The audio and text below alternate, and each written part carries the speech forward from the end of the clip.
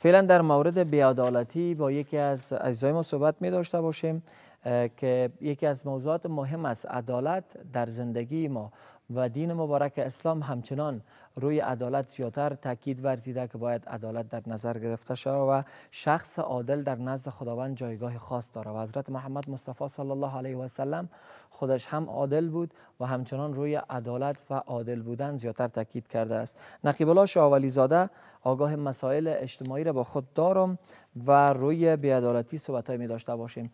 سلام، خسته نباشین، صبحتان بخیر، انشالله که جور صحتمند باشین. خیلی تشکر. بخیر باشین. به نام یاد خدا عرض سلام و ادب خدمت شما عباسی عزیز، همکاران نهایت گرامیتان و تمام عزیزانی که همین حالا ما را از پرده های تلویزیون خود از طریق تلویزیون ملی افغانستان بیننده هستند. امیدوارم که یک صبح زیبایی را آغاز کرده باشند و از گزندهای روزگار در امان باشند. عباسی عزیز، قبل از اینکه ما و خودت به موضوعات امروزی درباره عدالت و بی‌عدالتی صحبتی داشته باشیم، میخوایم خیلی کوتاه اولتر از همه به تمام جانباختگان و شهدای ولایت هرات و بادغیس که از اثر زلزله اخیر در کشور به حق رسیدن از بارگاه یزید منان جنت الفردوس و به بازماندگانشان از خدای متعال صبر جمیل خواهانم و به تمام مجروحین صحت کامل را خواهانم. عباسی عزیز، واقعا دین روز وقتی میخواستم در صفحات اجتماعی آماری از جانباختگان را ببینم، واقعا وقت متوجه شدم که از 2000 تقریبا به بالا آمار جانباختگان رسیده، واقعا قلبم درد کرد و در آنجا به یکی از اشعار شاعر زبان فارسی دری ما سعدی شیرازی که یک شعر خیلی زیبا را در مطلبه انسان و انسانیت سروده، واقعا یک شعری است که یک دامنه خیلی ها بزرگ دارد. مبنای شعر به است که بنی آدم اعضای یکدیگرند که در آفرینش ز یک گوهرند، چه عضوی به درد آورد روزگار دیگر عضوها را نماند قرار. تو که ز محنت دیگران بی خبری، نشاید که نامت نهند آدمی. چه شعر زیباست. واقعا امروز در یک از ولایت افغانستان مشکل به میان آمده. مردم هرات عزیز ما، مردم بادغیس عزیز که امروز در مشکل هستند. ببین، مشکل در یک ولایت یا دو ولایت است، 32 ولایت دیگر مردمش در غلغله هستند، مردمش در واقعا دردش احساس کردن. شعر سعدی شیرازی چه زیباست در اینجا که چو عضوی به درد آورد روزگار دیگر عضوها را نماند قرار. پس اینجا مجموع هویداست که مردم هرات عزیز ما که در مشکل هستند، 32 ولایت و 33 ولایت دیگر واقعا به او همدردی میکند. پس من خواهشم است حکومت امارت اسلامی و هموطنان عزیزمان که مقیم در خارج هستند، خواهشمندم که در این عرصه لطفاً دست هموطنان عزیز ما که در هرات هستند و با مشکلات روبرو شدن، سرپناه خود را از دست دادن، غذا به خاطر خوردن ندارند و با فامیل های شهدا لطفاً همکاری کنید، چون امروز روز دست گرفتن هموطنان عزیز ما در هرات باستان و تاریخی است. بخیر با عزت باشین، انشالله که توجه صورت بگیره از سوی دولت امارت اسلامی افغانستان و همچنان عزیزان ما که در داخل و خارج از کشور هستند. جزئیات تازه را که داشتیم، فعلا نیروهای امدادرسان کمیسیونی که به تازگی تشکیل شده انشالله در هرات حضور یافتند و کمک میکنن در ولایت بادغیس همچنان و فرای عزیز هم. بین روی بی‌عدالتی صحبت می داشته باشیم. در نخست روی بی‌عدالتی نمیریم، روی عدالت صحبت میکنیم که عدالت از دید شما یعنی چی؟ چی تعریف برای عدالت داریم؟ عباسی عزیز، موضوع عدالت موضوع خیلی ها مهم، موضوع خیلی ها تهدابی در یک کشور، در یک اجتماع، در کل در بشریت خیلی ها مهم است. پس ما نمیتوانیم که عدالت را در یک چند سطر تعریف کنیم، چون عدالت یک دامنه خیلی ها گسترده و بزرگ دارد. پس خیلی ها کوتاه میخوایم یک مفهومی را ارائه کنم درباره تعریف عدالت. عدالت در لغات به معنای دادگری است و در اصطلاح به معناهای گوناگون تعبیر گردیده و تشریح شده که علاوه بر این که خود عدالت که صفت پروردگار عالمیان است، بعضی از معنا و مفاهیم که جنبه های مختلف داره نیز برایش گفته می شود. در مسائل زندگی فردی، مثلا ایجاد تعادل بین قوای نفس، بین خود و امرای نفس ما عدالت گفته می شود. درباره اون مسائل خانوادگی، نحوی رفتار با اعضای فامیل، با پدر، با مادر، با همسر، با فرزندان چگونه رفتار داشته باشیم، این نیز عدالت میگوید. موضوع سوم مسائل اجتماعی، در بخش قضا، بخش اداره، بخش اقتصاد باید ما شما عدالت در نظر بگیریم و در موضوعات گوناگون نیز میشه عدالت را ما شما ببینیم، چون تعریف گسترده‌ای داره، تعریف‌های گوناگون برش شده، نمیتونیم خلاص کلام یک تعریفی برش داشته باشیم. عباسی عزیز، تاریخ گواست که عدالت آرزوی بشریت بوده و انسان از وقت پیدایش فطرتاً عدالت خواست، میخواد یک عدالت همیشه برقرار باشه در اجتماع، در جایی که اینها زندگی میکنه همیشه عدالت باشد. پس این یک حرف واضح است که نه تنها انسان‌ها خواهش حذیره کردن که عدالت باشه، بلکه قرآن عظیم الشان بیشتر از 10 جای در این باره در موضوع عدالت صحبت کرده. خداوند عظیم الشان آیات‌هایی را بر پیامبر بزرگ اسلام محمد مصطفی صلی الله علیه و سلم نازل کرده که او را وظیفه داده، او را رسالت داده و عدالت کردن و عملی کردن عدالت در اجتماع. در سوره نحل آیت 90 در قرآن عظیم الشان الله رب العزت می‌فرماید بسم الله الرحمن الرحیم ان الله یأمر بالعدل والاحسان. ترجمهش از میگه خدا به عدل و احسان فرمان میدهد. پس از اینجا هیداست که عدالت در یک اجتماع، عدالت در یک کشور، عدالت در بین بشریت واقعا یک چیز تهدابی است. که تهدابی چرا برش میگه عباسی عزیز؟ اگر در یک اجتماع عدالت نباشد، بی‌عدالتی صورت بگیرد، وقتی که خداوند امر کرده هیچ از یک آیات قرآن عظیم الشان بی حکمت نیست، مملو از حکمت، پر از حکمت است. خداوند جل جلاله امر کرده، پس حتما یک حکمت در این نهفته است. پس در کل این تعریفی که داشتیم، عدالت اجتماعی اساسی ترین و مهمترین موضوع در یک اجتماع و تاریخ بشریت می باشد. خیلی خوب، خیلی خوب. شخص عادل با کدام شخص ما عنوان میتونیم؟ با کدام شخص ما عادل گفته میتونیم؟ یکی میشه از علاماتی که در نزد یک شخص عادل است چند گزینه‌اش اگر بگوییم برام؟ شخص عادل به فرد گفته می شود که نه تنها در یک بخش از زندگی بلکه در تمام ابعاد زندگی باید عدالت اجتماعی را در نظر بگیره. مثلا اگر ما میخواهیم یک فرد عادل را ما شما بشناسیم که کی فرد عادل است، پس ما 5 مورد را ذکر میکنم. اول فامیل است. وقتی که یک شخص در فامیل، در بین پدر، مادر، همسر، فرزندان خود عدالت را قایم کنه، او رو ما یک شخص عادل گفته میتونیم. به طور مثال میخوایم یک موضوع خیلی حساسی را صحبت کنم چون راجع مربوط به عدالت است. عباسی عزیز، ما و شما در ولایت دوردست خود به یک فرهنگ خیلی ها بد امروز هم مواجه هستیم. اگر شما دیده باشید پدران و مادران همیشه در بین دختر و بچه خود همیشه فرق کردن، همیشه بچه خود را، البته از طبقه ذکور خود را، همیشه در اولیت قرار دادند. دختری که در او فامیل زندگی میکند همیشه در رده دوم قرار داشته. ببین این فرد اگر در بین اولاد خود، در بین فرزندان خود عدالت اجتماعی را برقرار کنه، ما یک شخص عادل گفته میتونیم. پس خواهش شما از تمام افراد اجتماع، از تمام پدران است که در بین دختر و بچه هیچ وقت فرق را قائل نباش، چون پیغمبر علیه السلام روز 2 انگشت خود را بلند می کند. حدیث است که می گوید کسی که 2 دختر را تربیت کند تا بلوغیت برساند و سرپرستی از او را کند، ما با او در بهشت مثل 2 انگشت یک جای می باشیم. پس اینجا مرتبه دختره گفته، مرتبه زن گفته که باید عدالت اجتماعی در بین فرزندان، اگر دختر باشد اگر بچه باشد، باید یکسان در نظر گرفته باشد. یک دلیل عمده فرد عادل امی می باشد. دوم، در زندگی اجتماعی، وقتی که ما و شما در اجتماع زندگی می کنیم، اگر هیچ وظیفه‌ای نداشته باشیم، عباسی عزیز، بین 2 نفر جنجال می آید. یک سر یک موضوع مشکل داشته میشه، میای راجع میکنه موضوع رو به خودت که تو چی قضاوت میکنی. وقتی که تو یک قضاوت درست در اجتماع کردی، وقتی که تو یک فیصله عادلانه در اجتماع کردی، تو یک فرد عادل گفته میشوی. اگر خدای نخواسته موضوع به تو میایه و تو در مقابل مادیات، در مقابل قرابت، در مقابل بعضی از موارد دیگه عدالت را پلی نکنی و غیر از حق تو چیز دیگر رو بگویی، پس تو یک فرد عادل در اجتماع گفته نمیشه، بلکه تو اینجور ناعدالتی را استوار کردی. موضوع سوم در بخش حکومت است.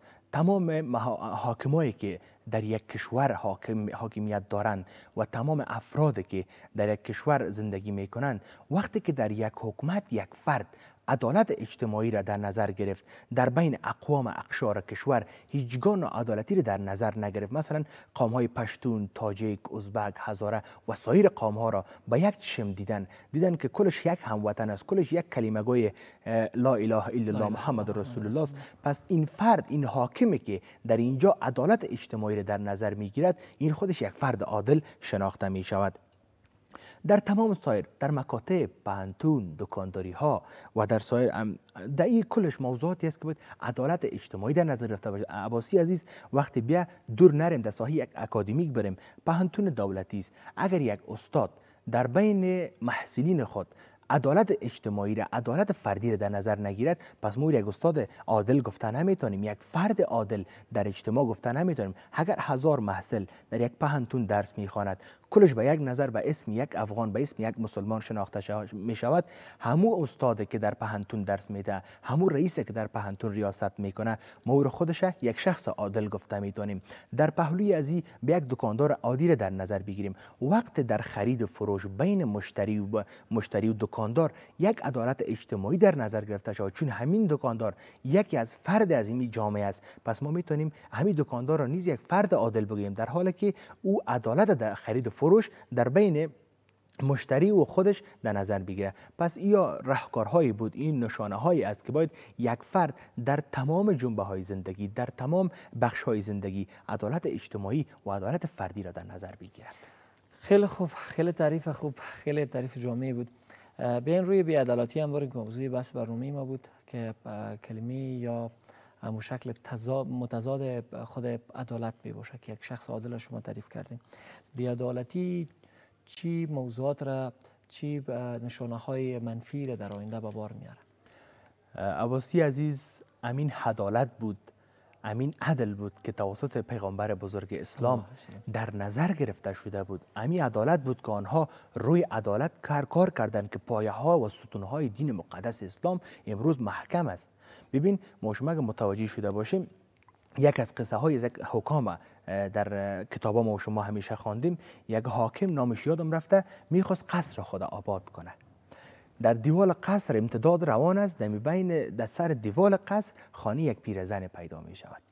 خانه یک پیرزن اعمار گردیده. به او میگه که من دیوال قصر خود را میخوایم به می جای تو تیر کنم، اجازه است یا خیر؟ ببین عدالت اجتماعی را که چی حکام ما در تاریخ بشریت داشتیم.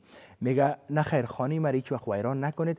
امو عادل عدالت در نظر گرفته، امو پادشاه دیوال قصر خود کج میکند. وقت از یک کشور، از یک جای دیگه، یک حاکم دیگه میگه تو چقدر عدالت داری، او دیگه برای هیچ چیزی نمیگه، فقط اشاره به دیوال میکنه، میگه به خاطر یک خانه پیرزن ما دیوال قصر خود کج کردم. پس همین است عدالت اجتماعی. به پیامبر بزرگ اسلام که الگوی بشریت است، پیامبر بزرگ اسلام که دین به توسط از او خداوند متعال به سراسر دنیا منتشر کرد، چگونه نظام حاکمیت می کند که مملو از عدل است، مملو از عدالت است در اون اجتماع. اگر ما شما داشتیم، ما شما اصحاب داشتیم از فرقه های مختلف، از جاهای مختلف. ببین سلمان فارسی، ابوبکر صدیق رضی الله عنه، حضرت علی که بغیر از مکه مکرمه، بیرون از مکه مکرمه صحابه داشتیم، اما رسول معظم اسلام هیچگاه در بین اینها فرق قائل نشده، همیشه حق به حقدار رسانده. ببین یک پسر 18 ساله که یا نامش یادم رفته، او را سرلشکر مقرر میکنه، چون امو لایقت پیغمبر بزرگ اسلام، امو عدالت در نظر میگیره، او را حق میده. پس ناعدالتی چیزی است که باعث بربادی یک اجتماع میشه، باعث بربادی یک کشور میشه، باعث بربادی یک اداره میشه، باعث بربادی یک مدیریت میشه. اگر ما و شما به طور مثال یک حرف عادی را بزنیم، وقتی که خودت عباسی عزیز لایق یک بست خوب داشته باشی و بخوای در او بست باشی، چون لیاقتش داری، اما خدای نخواسته با تو اینجا بی عدالتی صورت میگیره، یک فرد دیگه ای را میاره که حتی لایقت پایینتر بست تو رو نداره، به او میده. خودت که یک فرد جوان هستی، خودت که یک عضوی از جامعه هستی، چقدر تو دل سرد میشه از اجتماع.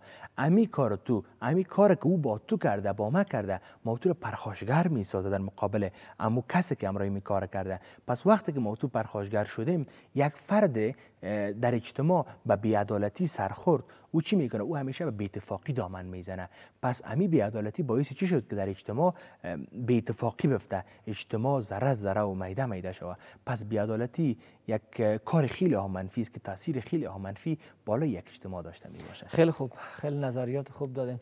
از کجا آغاز میشه کلمه بی‌عدالتی یا حس بی‌عدالتی در وجود انسان؟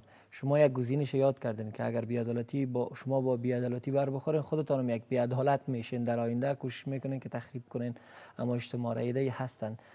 بین سنگپاییش بنایش از کجا میشه؟ از خانواده میشه؟ از سنین مختلف داره؟ محدودیت داره؟ محدودیت سنی؟ وقتی ما و شما به قرآن عظیم الشان سر بزنیم، آیات‌های متعدد می‌بینیم که در بخاطر عدالت او از طرف خداوند جل جلاله بالای پیامبرش نازل گردیده.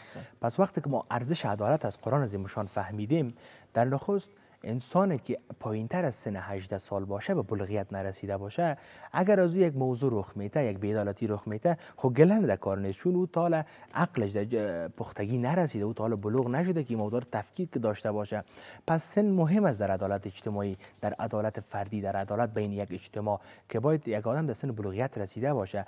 عدالت شروع میشه از خود فرد، عدالت شروع میشه از یک فرد اجتماع. تو باید نخست با خود عدل داشته باشی. هر وقتی که با خود در نفس خود عدالت داشتی، میتونی عدالت در سراسر یک اجتماع تو نشر بدی. مثلا عباسی عزیز، وقتی که ما شما یک کار میکنیم، همین نفس خود ما باید مقابل ما قاضی شوه یک بار. کمی کاری که انجام میتم آیا دایی عدل است، دایی انصاف است، دایی نابرابری است؟ خدای نخواسته ما کار را نکنیم که او نابرابری باشه. پس عدالت اجتماعی شروع میشود از خود فرد که باید به نفس خود عدالت داشته باشه، کارهایی را که خودش انجام میده عدالت داشته باشه. بیشتر من ذکر کردم وقتی که خود فرد با خود عدالت اجتماعی در نظر میگیره، عدالت فردی را با نفس خود عدالت میکنه، بعد از با فامیل خود میاد، با همسر خود، با فرزندان خود، با پدر مادر خود، با تمام اعضای فامیل که عدالت برقرار میکنه.